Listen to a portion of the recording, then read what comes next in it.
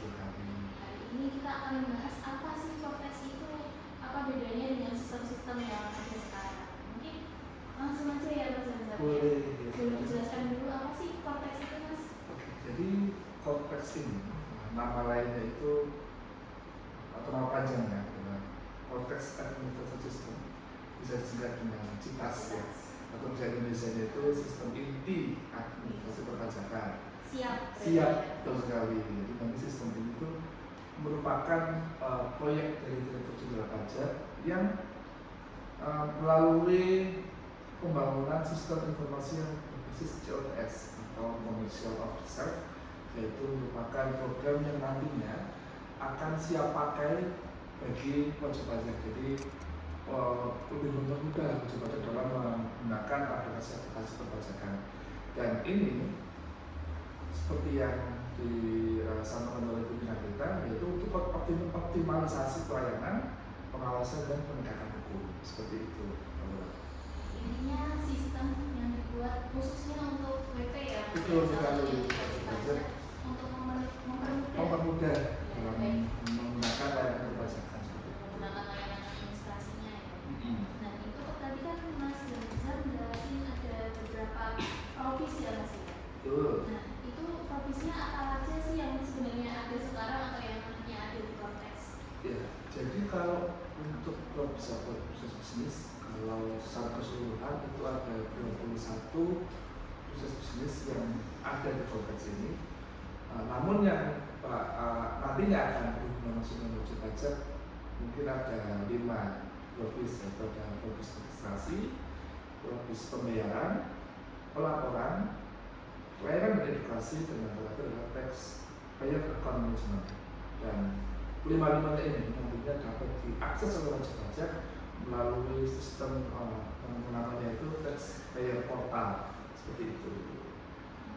Wow, itu ya kawan pajak. Jadi kalau tadi kan Mas Zanzar jelasin kewajiban perpajakan. Kewajiban perpajakan kita itu mulai dari daftar, ada bayar, lapor, dan tadi ada tambahan baru ya Mas, tax payer account management. Nah nantinya kawan pajak dapat mengakses dari daftar itu di akun yang itu ya? Di akun betul, itu di tax payer portal itu nanti. Karena nanti Cortex ini sifatnya adalah sistem yang terintegrasi, jadi tadi yang 5 propis yang akan digunakan oleh wajib pajak tadi dapat langsung menggunakan satu portal saja di tax payer portal. Dan mungkin untuk yang pertama yang registrasi ini, kemudian yang akan didapat oleh wajib pajak ada banyak. Yang pertama nantinya wajib pajak ini dalam melakukan registrasi harus datang KPP. Betul sekali. Kalaupun nanti datang KPP itu nggak harus kalau kita daftar. KPP yang sesuai dengan KPP-nya, jadi bisa di mana saja. Bahkan untuk pendaftaran nantinya bisa dilayani oleh krim pajak. Jadi bisa via call, ya seperti itu. Jadi lebih bermudah wajib pajak yang mungkin di tempat-tempat yang sinyal internet susah, intinya bisa menggunakan telepon melalui krim pajak. Selain itu juga untuk validasi datanya, kita menggandeng beberapa instansi terkait, misalnya untuk NPWP nanti kita akan menggandeng memang sudah running juga saat ini dengan Dukcapil ya untuk validasi NIK-nya. Kemudian untuk badan hukum atau badan usaha kita menggandeng dengan AHU untuk validasinya, dan nantinya kemungkinan kita arahnya itu bahkan PJAP atau pihak ketiga yang menggunakan layanan perpajakan ini bisa lewat registrasi ini lewat aplikasi-aplikasi pihak ketiga. Gitu. Jadi nggak harus dari aplikasi dari DJP seperti itu. Oke, wow. Berarti ini penambahan banyak channel ya Mas? Iya, betul sekali. Kalau yang kita tahu sekarang kan paling daftar ke KPP dan betul. atau lewat Kirek. Betul. Ternyata sekarang malah nantinya bisa lewat BCAP, lewat kirim pajak, bahkan ke KPP yang terdekat ya? Iya, itu nggak harus kayak yang di bank juga kan sebenarnya untuk pendaftaran ini kan nggak harus di KPP ya, bisa domisili bisa di mana aja. Betul sekali. Oke, itu tadi untuk propis registrasi. Tapi kan saya ada nanya-nanya nih ke Mas Zanzar, atau sekarang saya tanya apa ditanya balik? Kan tadi ada beberapa propis ya yang akan kita bahas pada kesempatan kali ini. Kemudian ada propis yang cukup menarik juga, yaitu propis pembayaran. Apa nih yang baru lakukan di propis pembayaran ini? Kalau untuk di propis pembayaran, kita bahas dulu yang ada sekarang ya Mas. Iya.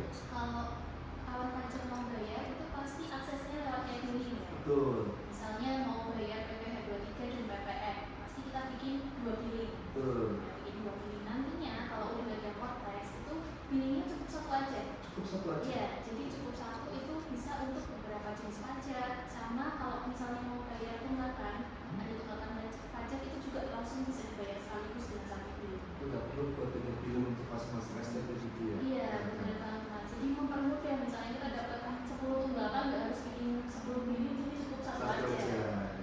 Terus yang baru lagi, nah apa itu itu? deposito. Deposit. Ya, Deposit deposit pajak ya. deposit pajak itu kayak ibaratnya sekarang ada OVO, ada GoPay, Aja dan lain sebagainya. Dompet elektronik lah ya, seperti itu ya. Dompet elektronik nantinya itu akan disediakan di akunnya pajak masing-masing. Ada akun deposito, silahkan nanti bisa dideposit biar nggak terkena keterlambatan bayar Mas. Oke. Jadi sistemnya misalnya ada pajak yang terotak, nanti langsung dipotong dari deposito yang tersedia. Kayak gitu. Nah, satu lagi kalau untuk memindah bukuan, misalnya itu kan juga salah satu cara pembayaran ya. Iya. Banyak orang akan memindah buku. Kalau sekarang sih sudah ada ya Mas. Jadi kalau misalnya kalau pajak ada salah setor, itu kan biasa dulunya ya harus datang manual, ngajuin formulir atau lewat pos. Nah, kalau sekarang pun juga sudah dipraktekkan yaitu melalui e-PBK ya Mas. Jadi e-PBK itu bisa mempermudah kalau pajak tinggal masukin di DJP online, nanti juga bisa memonitor sudah selesai belum sih permohonan. Oh, itu langsung dipantau ya dari kemudian pun kalau misalnya sudah running kasihnya ke kortex nanti bisa dipantau juga ya di akun Iya, pajaknya. betul Mas. Jadi semuanya sudah serba online. Serba online ya, dalam satu pintu gitu ya. Kemudian kita dapat pembayaran. Kalau untuk yang pelaporan SPT gimana? Ada yang baru lagi kan? Kalau pelaporan, kita ngomong laporan SPT itu ada banyak ya Mas. Ada banyak betul. Yang paling signifikan berubah dari kortex itu salah satunya adalah SPT tahunan orang pribadi. Nah, kalau SPT tahunan orang pribadi itu yang kita kenal sekarang ada 1770 SS, ada S sama 1770. Ada 3 jenis SPT. Tapi nantinya untuk orang pribadi cukup satu formulir aja. Semua ini formulirnya sama. Oh, betul. Tidak perlu ada beda-bedakan SSS itu. Iya, nggak dibedakan. Ini kerjanya apa? Sekarang berapa? ya, Cukup satu SPT. satu formulir ya. Terus untuk SPT masa kan ada SPT PPh 21 sama unifikasi ya. Nantinya bukti potong yang udah dibuat langsung masuk ke akun pihak yang dipotong. Oke. Nah, jadi nggak perlu nyari-nyari di mana sih berkasnya, apa berkas bukti potongnya ini udah nggak ada, tapi langsung pre-populated Mas. Langsung masuk Iya, ke langsung akun tadi ya, spam akun tadi ya.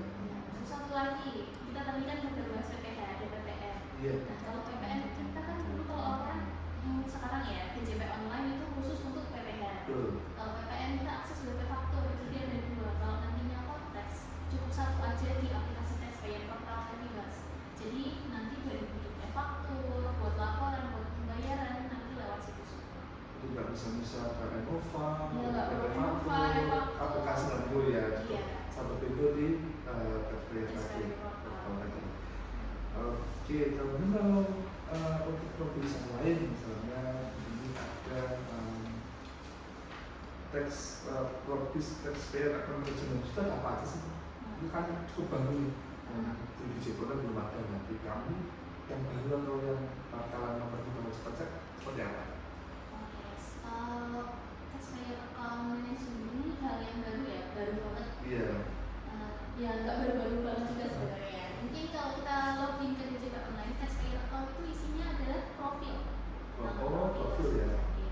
Kalau profil yang kita bisa lihat di DJP online itu kan ada nama, NPWP, NIK, alamat, email, dan kewajiban. Tapi nantinya kalau di kortex itu profilnya, kan kalau sekarang profilnya ada yang di e-faktur, ada yang di web e-faktur, ada yang di direct, ada yang di DJP online. Bisa-bisa Ya, ya, bisa-bisa. ya. Tapi kalau nanti jadi satu di tes bayar portal. Nah itu selain ada tadi menu-menu pada umumnya yaitu nama, KLU, kayak gitu, ada juga daftar permohonan yang sudah kita masukkan ke kantor pajak. Ada juga daftar ya untuk data yang ditampilkan di PAM ini daripada data-data profil yang sekarang ada di JP Online gitu Iya, ya. kalau sekarang kan sifatnya general ya. General, iya. Ini lebih detail lagi. Detail lagi. Oke. Nah, ini bagi kawan pajak yang misalnya mau coba-coba buka ini, apakah sudah buka sih Mbak untuk aplikasi Kortex ini? Oke, nah Mas Zanzan baru aja tadi saya buka Instagramnya Dijen Pajak. Oh iya. Ya ternyata Dijen Pajak itu sudah menyediakan simulator. Ada simulatornya. Iya. Oke. Sebenarnya juga kemarin kita udah niat mengadakan sosialisasi ya Mas ya, tapi kan sosialisasinya itu sifatnya terbatas. Terbatas beberapa wajib Iya, pajak saja ya. beberapa wajib pajak. Nah, setelah sosialisasinya selesai, itu ada beberapa kawan pajak yang nelfon, oh saya nggak diundang, ini nanti gimana saya laporannya. Nah, kawan pajak nggak perlu khawatir, ternyata sama Dijen Pajaknya nggak perlu jauh-jauh dalam KPP daftar buat disosialisasi, itu udah disediain portalnya. Oke, portal untuk simulasi ya? Iya, portal untuk simulasi. Kalau mau pilih kayak gimana sih tampilannya Kortex itu nantinya apa aja sih isinya, nah itu kawan pajak bisa gimana cara aksesnya. Nanti aksesnya itu lewat DJP Online. Lewat DJP Online. Masing-masing wajib pajak berarti ya, bisa daftar ke situ ya? Masing-masing wajib pajak nanti daftar lewat DJP Online.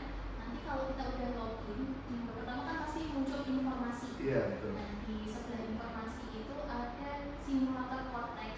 Diklik aja, nanti kawan pajak tinggal masukkan email, terus nanti klik kirim, tunggu balasan dari kantor pajak atau Dijen Pajak, itu nanti akan dikirim user sama password. Untuk login? Iya, untuk login dan disediakan linknya juga langsung. Oh, benar, tersedia di email yang akan diberikan oleh Dijen Pajak ya? Itu nanti tinggal diklik, nanti langsung tinggal dicoba-coba aja. Coba menu apa aja yang baru ya, buat kawan pajak semua misalnya ini sudah running, nggak kaget gitu ya, sudah lumayan familiar lah dengan menu yang ada di dashboard portal ini. Nah, itu di simulator Kortex kalau misalnya mau coba-coba ada yang bikin SPT, ada yang mau buat faktur, bisa banget, itu juga nggak bakal mempengaruhi database yang ada sekarang ya Mas. Karena sifatnya masih simulasi, jadi nantinya untuk mempermudah praktek yang akan terjadi sebenarnya. Oke, jadi nggak mempengaruhi misalnya buat faktur tiba-tiba nanti ada kurang dari ini tuh enggak ya? Betul aja simulasi aja, datanya nggak nyambung ke data-data wajib pajak yang benerannya. Kemudian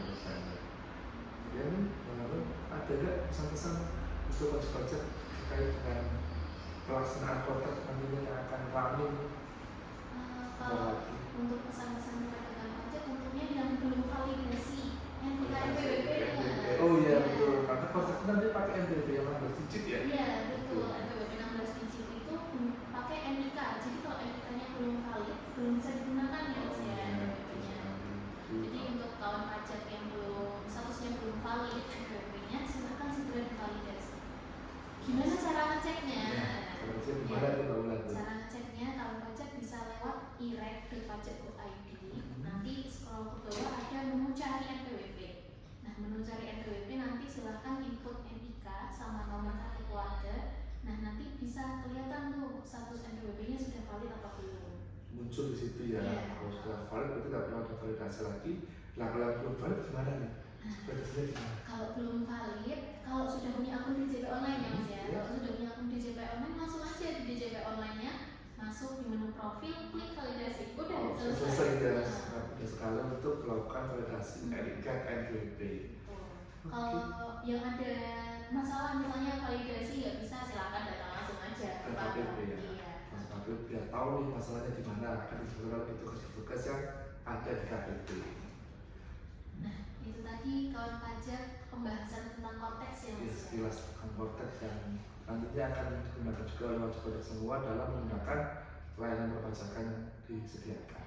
Mulai dari daftar, mulai dari bayar hingga laporan, bahkan sampai STP, SP2DK semuanya nanti akan tersedia di Kortex ya Mas. Di Kortex betul sekali. Jadi serba online untuk memudahkan kawan pajak. Iya. Jadi nggak perlu mencari dokumen manualnya, udah ada di situ semua. Sudah terintegrasi semua di beberapa situs-situs DJP yang sekarang itu ya, aplikasi-aplikasi yang terlalu banyak itu akan disederhanakan, akan dikompilasi lah ya di satu aplikasi yang namanya Kortex ini gitu. Mungkin boleh pantun dulu Mas? Silakan. Ada pantun yang sudah disiapkan dengan Oke. Kalau sakit beli obat di apotek. Cakep. habis minum obat makan buah naga. Artinya Buat yang penasaran dengan sistem Cortex, silahkan coba simulatornya sekarang juga. silakan jadi coba simulatornya kalau tidak semua. Ya, semoga Instagram Live hari ini bermanfaat. Mohon maaf apabila terdapat salah-salah kata dan terima kasih atas perhatian kawan pajak pada sore hari ini. Saya Wulandari, Saya Samsam. mengundurkan diri. Terima kasih. Wassalamualaikum warahmatullahi wabarakatuh. Selamat sore. Selamat sore.